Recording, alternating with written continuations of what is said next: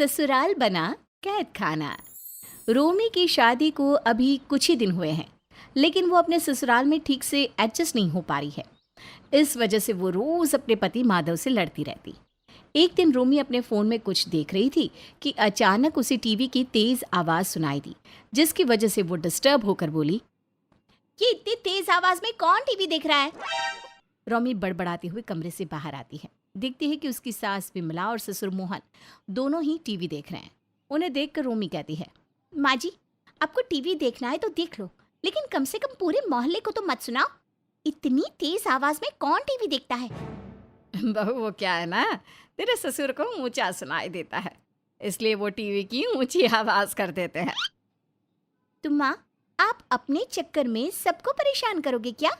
आवाज कम कर दो और पापा को बोलो कि टीवी के पास बैठ जाए। रोमी अपने सास ससुर को बातें सुनाकर चली जाती है। शाम को जब उसका पति आता है तो कहती है, माधव, मैं रोज रोज के ड्रामों से तंग आ गई हूँ। अरे अब क्या हुआ रोमी? गुस्से से इतना लाल पीला क्यों हो रही हो? तुम्हारी मम्मी पापा इतनी तेज आवाज में टीवी देखते हैं कि सारा मोहल्ला परेशान है।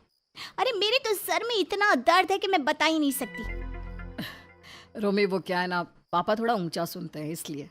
खैर छोड़ो, मैं कल ही उनके लिए कान की मशीन ले आऊँगा। आप उनके लिए कान की मशीन लाओ या दिमाग की मशीन, लेकिन मेरी एक बात कान खोलकर सुन लो, मुझे इस कैद खाने में नहीं रहना। मैं आपके मम्मी पापा को बर्दाश्त नहीं कर सकती, इसलिए आप हमारे लिए कोई दूसरा घर ले लो या अपने मम्मी पापा को कहीं और शिफ्ट कर दो। देखो रोमी, तुम भी एक बात कान खोल कर सुन लो, मैं उन्हें अकेला नहीं छोड़ सकता। माधव ये बोलकर अपने मम्मी पापा के पास चला जाता है, लेकिन रोमी को इस बात पर बहुत गुस्सा आता है। ऐसे ही एक दिन रोमी शॉपिंग करके आई तो उसकी सास उससे कहती है, अरे बहू, तू पूरा बाजार उठा लाई क्या? नहीं माँ जी, मैं बस काम का ही सामान लाई हूँ। लेकिन बहू तो कल ही तो सामान लाई थी, आज फिर ले आई। माँ जी, घर का सामान कभी पूरा पड़ता है क्या? अब तो हर छोटी सी छोटी चीज का ध्यान रखती हो। क्या मैं अपनी मर्जी से इस घर में कुछ नहीं ला सकती? अरे बहू, तो बुरा मान गई, मैं तो ऐसे ही बोल रही हूँ। विमला अपनी बहू से कोई सीधा सवाल भी पूछती तो रोमी से उसे उल्टा जवाब ही मिलता। एक दिन विमला और मोहन अपनी दवाई लेने जा रहे थे, तभी विमला ने अपनी बहू से कहा, बहू, माधव ने बताया था कि वो तुम्हें हमारी दवाई के लिए रुपए देकर गया है। हाँ, देकर गए हैं। तो बहू हमें दे दो, हम दवाई लेने जा रहे हैं। रोमी अपने सास ससुर को रुपए तो दे देती है, उनके जाने के बाद सोचती है, पता नहीं मुझे प्रिवेसी कब मिलेगी। इनके लिए खाना बनाओ, इन्हें पैसे दो, इनके लिए सब कुछ करो, हमेशा सर पर एक बोझ रहता है। पता नहीं ये बोझ कैसे उतरेगा। रोमी के सास ससुर जब घर पर आते हैं तो रोमी घर पर नहीं होती। इतने में माधव घर आ जाता है। वो अपने मम्मी पापा से रोमी के बारे में पूछता है। पता नहीं बेटा, हम तो दवाई लेने गए थे, जब घर आए तो बहू घर पर नहीं थी। सभी रोमी का इंतजार करते हैं। रोमी देर रात घर पर वापस आती है। अरे बहू, कहाँ थी तुम? हम कब से फोन कर रहे हैं तुम्हें। माँ जी, क्या मैं अपने मायके भी अब आपसे पूछ कर जाऊंगी? अरे हर बात पे इतनी रोक टोक क्यों करती हो? बहू, ये क्या तरीका है अपनी सास से बात करने का? कुछ तो शर्म लिहाज करो। आपका भी बोलना जरूरी है पापा जी? हाँ, आपकी बीवी कम पड़ती है मुझे सुनाने के लिए, जो अब आप भी उनका साथ देने लगे।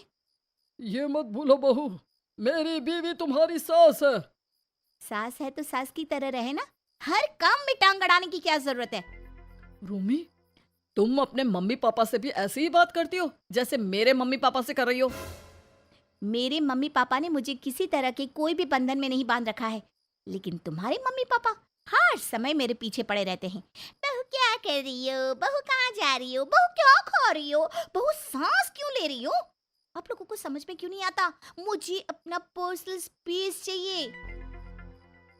रोमी ने उस दिन हद से ज्यादा झगड़ा किया, जिससे परेशान होकर सभी घर वालों ने मिलकर ये फैसला किया कि रोमी और माधव अब अलग रहेंगे। माधव ने अपने और रोमी के लिए अलग घर ले भी लिया।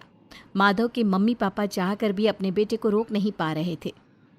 माधव, हम इस घर से कुछ ज्यादा सामान अपने नए घर में नहीं लेकर जाएंगे। वहाँ हम सब कुछ नया नया ही लेंगे। यहाँ से हम बस अपना पर्सनल सामान ले जाएंगे।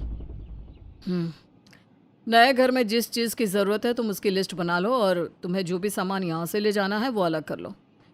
कल से शिफ्टिंग का काम शुरू हो जाएगा।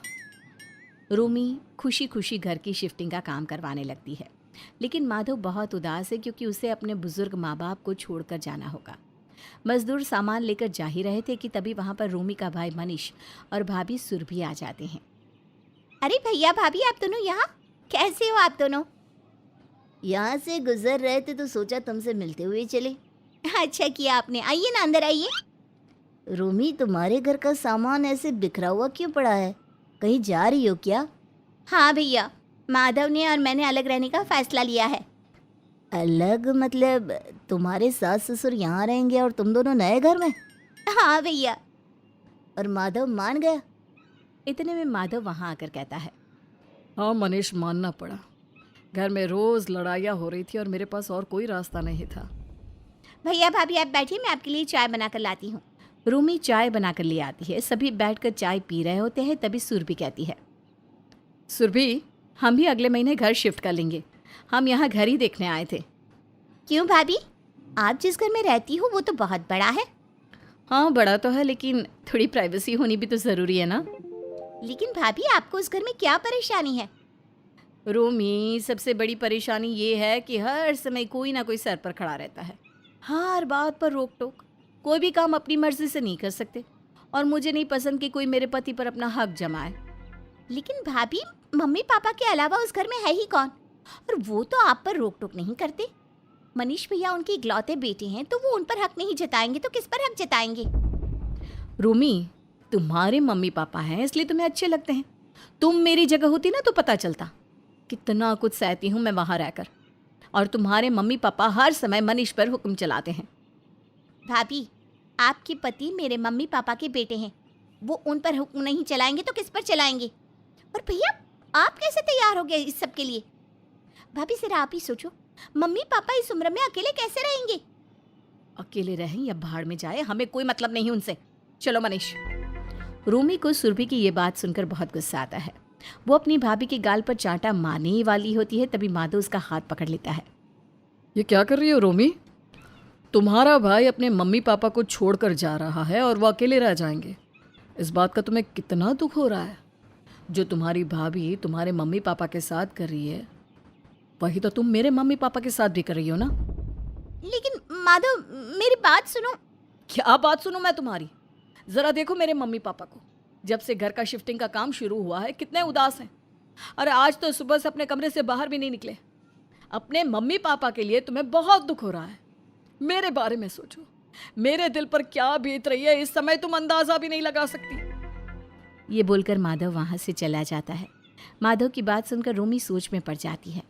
उसके भैया भाभी तो वहां से चले जाते हैं, लेकिन वो बार बार अपने सास ससुर के कमरे की तरफ देखती है।